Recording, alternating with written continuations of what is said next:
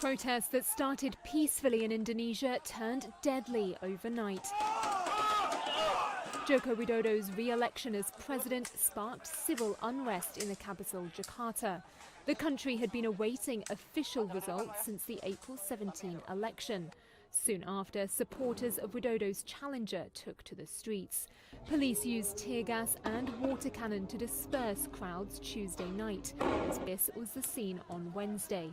Riot police are bracing for further mass protests. Authorities have said 40,000 police and army personnel were on duty across Jakarta. Pada waktu yang janggal. Opposition candidate Prabowo Subianto has refused to concede defeat. He said on Tuesday he believes there'd been widespread cheating in the polls and was making legal efforts to, quote, defend the mandate of the people.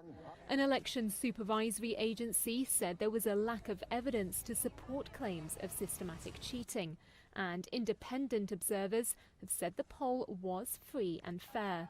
The result released by the General Election Commission gave Widodo more than 55% of the votes. Some schools and offices in the capital have shut this week, as police say they've detained dozens of militant Islamists suspected of planning attacks.